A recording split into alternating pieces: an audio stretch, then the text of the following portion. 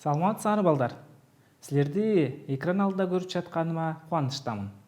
Адаттагыдай эле биология предмети боюнча теле сабагыбызды баштайбыз. Эгер сабакка даяр болсок, сабактын урунтуу делген жерлерин экранга ыңгайлуу туруп жазып алсак болот. Бүгүнкү биздин сабагыбыздын темасы организмдердин көп түрдүүлүгү, жашоонун клеткалык жана клеткасыз формалары. Бүгүнкү сабагыбыздын жүрүшүндө балдар бир клеткалуу жана көп клеткалуу организмдердин түзүлүшү, өзгөчөлүктөрү, колония пайда кылуучу организмдер жана жашоонун клеткасыз формалары, вирустар тууралуу окуп үйрөнөсүңөр. Анда сабакка даяр болсок, биз сабагыбызды баштайлы. Алгач балдар, организм деген сөзгө аныктама берип кетели. Организм латын тилинен алганда организма түзүп куруу, сымбаттуу көрүнүштү берүү дегенди түшүндүрөт. Бири-бири менен байланышкан бөлүктөрдөн турган жана бир бүтүн катары кызмат кылган биологиялык система десек болот. Ар бир тирүү организмдерге жашоонун бардык белгилери, зат алмашуу жана энергиянын айланышы, дүүлүгү, тукум куучулук жана өзгөргүчтүк, өсүү, өнүгүү жана көбөйүү мүнөздүү. Жер бетинде жашаган организмдердин түзүлүшү боюнча абдан көп түрдүү. Алар бир клеткалуу организмдер, колонияны пайда кылуучулар жана көп клеткалуулар болуп бөлүнүшөт. Мында жалаң гана бир клеткалуулардын арасында прокариоттор кездешет. Ал эми калган колонияларды пайда кылуучулар жана көп клеткалуу организмдер эукариоттор болуп саналат. Ошонун ичинен балдар биз бир клеткалуу организмдерге токтолуп кетели. Бир клеткалуу организмдер деген эмне? Булар денелери бир клеткадан турган жаныбарлар жана өсүмдүктөр. Тиричиликтин эң жөнөкөй формасы. Бир клеткалуу организмдер, денеси бир клеткадан турган жандыктар дедик. Алар жандуу табиаттын бардык негизги дүйнөчөлөрүндө, бактерияларда, өсүмдүктөрдө, жаныбарларда жана козу карындарда кездешет. Бир клеткалуу жаныбарлардын өкүлдөрүн экрандан көрсөңөр болот. Бир клеткалуу организмдер сууда, топуракта, абада, ошондой эле көп клеткалуу организмдердин денесинде таралган. Алар жашоонун ар кандай шарттарында жакшы ыңгайланышкан жана жер бетинде жашаган бардык организмдердин массасынын жарымын түзөт. Алардын бир бөлүгү автотрофтор, башкалары гетеротрофтор болуп эсептелет. Бир клеткалуу организмдер тез көбөйүшөт балдар. Жагымдуу шарттарда 1 сааттын ичинде 2, кээде 3 муундарды бериши мүмкүн. Жагымсыз шарттарда алар калың, тыгыз кабыкчалар менен жабылган спораларды пайда кылышы мүмкүн.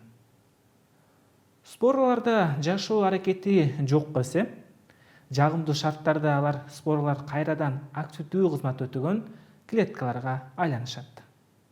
Экранда сүрөттөн амебанын цистада айланып, кайра цистадан чыгышын байкасаңар болот. Азыр балдар коюла турган видеодон силер бир клеткалуу организмдердин таралышын көрсөңөр болот. Анда көңүлүңөрдү видео курмакчымын. Мынакей балдар, бул видеодон силер агын суулардан, жай аккан агын сууларын алып, аны биз лабораториялык шартта микроскоптон карап көрсөк болот. Токтоп калган суулардан дагы алсак болот. Биз ал суулардан бир клеткалуу организмдерди көрсөк болот. Пипетканын жардамы аркасында мынакей алып, жабуу чайнекче менен жабып, биз аны микроскоптон карап көрсөк, биз бир клеткалуу организмдерден суу чөйрөсүндө таркалганын көрсөк болот. Мынакей бир клеткалуу жаныбарларды, амеба, инфузорияларды көрсөк болот. Эми балдар колонияны пайда кылуучу организмдерге токтололу. Колонияны пайда кылуучу организмдер деген эмне? Көпчүлүк окумуштуулар колонияны пайда кылуучу организмдерди жашоонун бир клеткалуу формасынан көп клеткалууларга өтүүсүндөгү баскыч катары карашат. Бул кубулуш өтө жөнөкөй түрдө прокароттордо байкалат. Бактериялар бөлүнгөндө колонияларды пайда кылат. Андан башка дагы ар бир бактериянын түрүнө гана белгилүү формадагы колония мүнөздүү. Азыр балдар биз колонияны пайда кылуучу организмдердин видеосуна көңүл бурсак, мынакей балдар, бул видеодон колонияны пайда кылуучу балыр вольбоксту көрүп турабыз. Жагымсыз шарттарда мындай колониялардын клеткалары организмдердин тирүү калышына камсыздоочу спораларды пайда кылат. Көп кызыгуунун вольбокстук колонияларды туудурат. Алар көп клеткалуу организмди элестетет. Шапалактардын макулдашылган согуусу багытталган кыймылды камсыз кылат. Көбөйүүгө жооп берген жыныстык клеткалар колониянын бир жагында жайгашат. Алардын жардамы менен энелик колониялардын ичинен жаш колониялар пайда болот. Алар андан кийин бошонуп, өз алдынча жашоого өтөт. Эми балдар көп клеткалуу организмдерге токтолуп кетели. Көп клеткалуу организмдерде өтө ар түрдүү, бирок түзүлүшү жана аткарган функциялары боюнча окшош болгон клеткалар бар. Түзүлүшү, келип чыгышы жана аткарган кызматтары боюнча окшош болгон клеткалардын топтому жана клетка аралык заттар тканьдар деп аталат. Бир клеткалуу организмдер көп санда болсо да, жер бетинде кеңири таралса да, көп клеткалуу организмдер салыштырмалуу бир катар артыкчылыкка ээ. Ар кандай тканьдар органдарга, алар өз кезегинде балдар органдардын системасына биригет. Мисалы, ар кандай тканьдарды жана органдарды пайда кылган көптөгөн клеткалардын болушу жыгачты же бадалды чоң өлчөмдөргө чейин узарып, өсүүсүн камсыз кылат. Тамырдын жардамы менен өзүнө суу жана минералдык азык заттарды камсыз кылат. Ал эми жашыл жалбырактарында органикалык заттарды түзөт. Ошондой эле биздин организмдеги органдар, бир канча органдар системасын пайда кылат. Орус окумуштуусу Ивановский 1892 жылы башка бактериялар өтпөй турган чыпкадан өтүп кетүүчү эң майда микроорганизмдер вирус экендигин аныктаган. Вирустар өтө майда болгондуктан электрондук микроскоп пайда болгонго чейин эле алардын жаратылышы белгисиз бойдон калган. Вирустарды изилдөө 20-кылымдын экинчи жарымында активдүү башталган. Мына ушул мезгилде вирустар жөнүндө илимдин өз алдынча тармагы вирусология пайда болгон. Азыркы заманда вирустарды окуу жана изилдөө ыкчам темпте жүрүп жатат.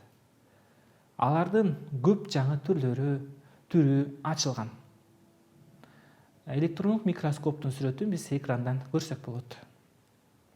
Эми балдар вирустун көлөмүнө токтолуп кетели. Чечектин козгогучу чоң, 400-700 нанометр. Ал эми энцефалиттин, полиомиелиттин жана шарптын козгогучтары эң эле кичине. Алар 20-30 нанометрге чейин эле болот. Формалары 4 чарчы, таякча, шаарча жана жипче сыяктуу формада, бактериофагтар көнүк башка дагы окшош болот. Вирустардын көлөмдөрүн, түрлөрүн экранда сүрөттөн көрсөңөр болот. Эми балдар жаратылыштагы вирустардын классификациясына токтолуп кетели. Жаратылышта вирустар жөнөкөй жана татаал болуп бөлүнөт. Жөнөкөй белоктор нуклеин кислоталарынан жана белоктордон турат. Белок жана нуклеин кислотасынан башка татаал углеводдордон, липидтерден тургандагы жаратылышта вирустар бар. Вирустар өтө жөнөкөй түзүлүшкө ээ. Алардын бөлүкчөлөрү вириондор деп аталып, нуклеин кислотасынан жана белоктордон турат. Нуклеин кислотасы вирустардын тукум куучулук аппараты катары кызмат кылат жана ДНК же РНК молекулалары менен берилген. Нуклеин кислотасы вирустун жүрөкчөсүнөн түзөт жана белок кабыкчасы же капсула менен курчалып корголуп турат. Вирустун түзүлүшүн экрандагы мынакей сүрөттөрүнөн көрсөңөр болот. Эми балдар вирустун көбөйүшүнө токтолуп кетели. Бул экранда сүрөттөн балдар силер вирустун көбөйүшүн көрүп турасыңар. Мынакей вирустар сырткы чөйрөдө клеткага кирип, клетканын структурасын бузуп, кайра клеткадан чыкканда бир вирус эки болуп пайда болуп чыгышын байкасаңар болот. Азыр балдар коюла турган видеодон силер вирустардын көбөйүшүн дагы да жакшы түшүнүп кетесиңер. Анда көңүлүңөрдү видеого урмакчымын. Адамдын ар бир клеткасы кичинекей завод. Дайыма белокторду синтездеп турат. Маалыматты алып жүргөн ДНК клетканы активдештирет. Белоктун синтези ДНКдан маалыматты алып клетканын курулушуна катышат. Ал эми вируста өзүнүн нуклеин кислотасы бар. Болгондуктан клеткага кирип көбөйүшөт. Алгач вирион клеткага жабышып бекип, андан клетканын ичине кирет. Вирион клеткага кирде анын белок кабыкчасы ферменттердин таасири астында бузулуп, нуклеин кислотасы бошонот. Нуклеин кислотасы клеткага киргенден кийин вирус инфекциясынын жашооруу мезгили башталат. Клеткага кирген нуклеин кислотасы көбөйүү процессин бүт башкарат. Алар клеткаларды вирустардан кийинки муун үчүн белок синтездөөгө мажбурлап, клетканын өзүнүн зат алмашуусун басаңдатат. Вирустардын көбөйүүсү жаңы вирус бөлүкчөлөрүнүн жайылып, алардын клеткалардан чөйрөгө чыгуусу менен аяктайт. Мынакей балдар, бул видеодон дагы вирустардын көбөйүшүн жакшы билип кеттик. Эми ар кандай вирустар белгилүү гана клеткаларды жабыркатат. Тирүү клеткага киргенде бардык клеткалар процесстерди басаңдатуу жана структураларды бузуу менен вирус көбөйө баштайт. Мисалы, чечек вирусу кишинин эпителий жана тутумдаштыргыч ткандарынын бузуусуна алып келет. Ал эми сары лихорадка вирусу боордун клеткасын жабыркатат. Вирустар өсүмдүктөрдүн жана жаныбарлардын, адамдын жана бактериялардын ар кандай ооруларын козгойт. Бактерия клеткасында метелик тиричилик өткөргөн вирустар, бактериофагтар, грек тилинен бактерион таяк жана фагос жутам, жем дегенди түшүндүрөт. Бактериофагтар жугуштуу ооруларга, мисалы холера жана ичкиликте чакырган бактерияларга каршы дары катары колдонулат. Адамдын иммундук жетишсиздигин чакырган вирус иммундук жетишсиздиктин синдром оорусун чакырат. Бул вирустун вириондор тегирек формада болот. Алар сыртынан белок липиддик мембрана менен жабылган. Мембрананын астында аралык белок капсуласы жайгашкан. Анын ичинде бул ооруну козгогон вирустун генетикалык аппараты 2 молекулалы РНК жайгашкан. Иммундук жетишсиздик синдрому кишинин канына киргенде организмдин иммунитетине жооп берген лейкоциттерди жабыркатат. Жабыркаган лейкоциттер же өлүмгө учурайт, же алар чоочун оору козгооч бактерияларды жана клетканын нормалдуу бөлүнүшү бузулганда пайда болгон кишинин аномалдык клеткаларыны тааныбай калышат. Натыйжада иммундук жетишсиздик синдром вирусун жуктурган киши инфекциялык дарттан өлөт. Себеби лейкоциттер таасирсиз болуп калат. Белок антителаларды бөлүп чыгарбай калат. 1 декабрь бүткүл дүйнөлүк спидке каршы күнү, башкача айтканда иммундук жетишсиздик синдромуна каршы күнү десек болот. Окумуштуулар мындай жугуштуу ооруну айыктыруучу же коргоочу препараттарды издөөнү ыкчам бүгүнкү күндө дагы жүргүзүп жатат. Эми балдар, вирус ооруларынын каршы күрөшүү чараларын билип кетели. Вирус ооруларына каршы күрөшүү чаралары вирус ачыла электе эле жүргүзүлгөн.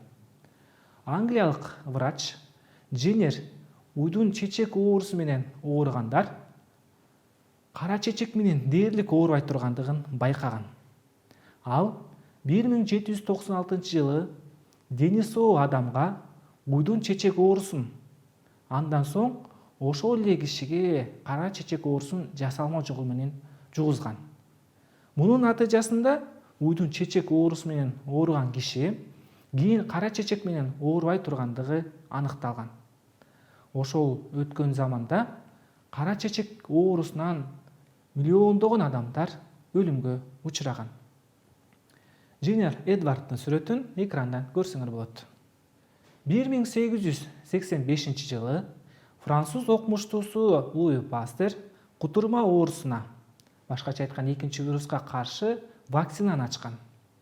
Вирустар илимде ачылгандан кийин өлтүрүлгөн же жасалма жол менен алсыздандырылган вирустардан өнөр жайда вакциналар даярдалып чыгарылып жатат.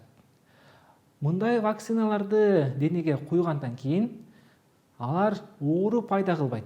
Бирок ошол ооруга каршы активдүү иммунитет же кабыл албоочулук пайда болот. Бүгүнкү күндө ар кандай вирустук ооруларды алдын алуу максатында вакцина колдонулуп келет. Азыр балдар, коюла турган видеодон бүгүнкү күндөгү коркунучтуу илдет коронавирустан кантип сактануу керек? Анда көңүлүңөрдү видеого бурмакчымын.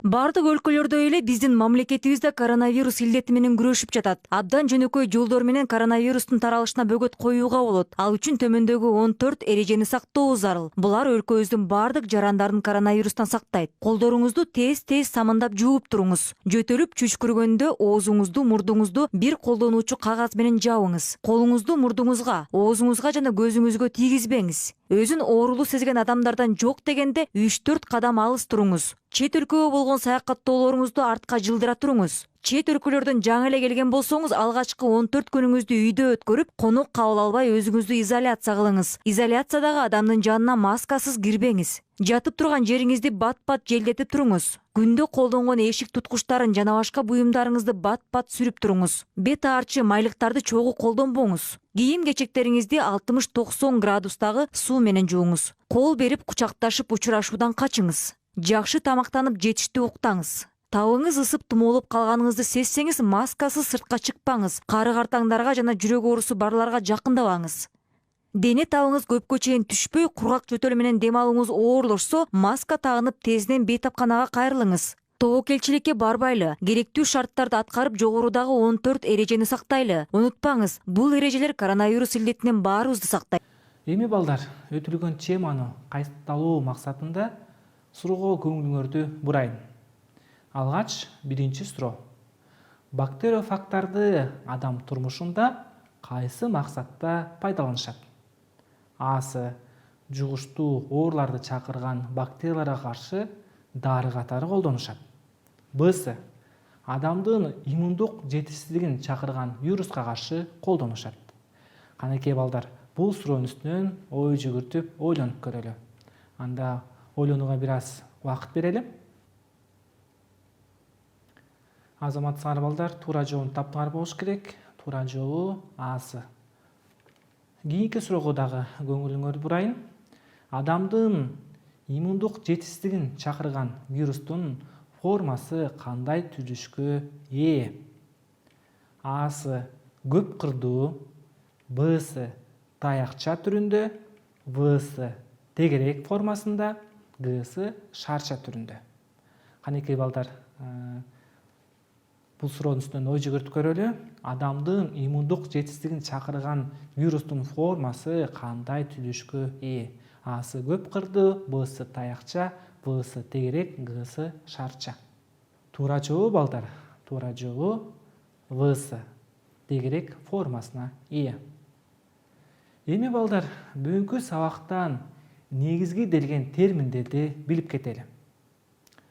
Алгач бир клеткалуу организмдер деген эмне?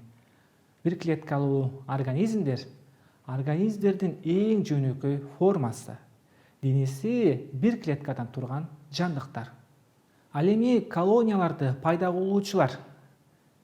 Булар жашоонун бир клеткалуу формасынан көп клеткалууга өтүүсүндөгү организмдер болуп эсептелет. Көп клеткалуу организмдер деген эмне? Көп клеткалуу организмдер түзүлүшү жана аткарган функциялары боюнча окшош болгон клеткалардан турган организмдер. Вирус — бул жашоонун клеткасыз формалары.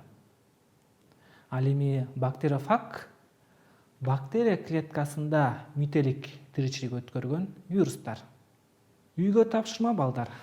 Бир клеткалуу жана көп клеткалуу организмдерди салыштырып, таблица жазсаңар болот. Экранда таблицадай кылып. Ушуну менен балдар, сабагыбыз аягына келип жетти. Келерки сабактан жолугушканча сак саламатта тургула.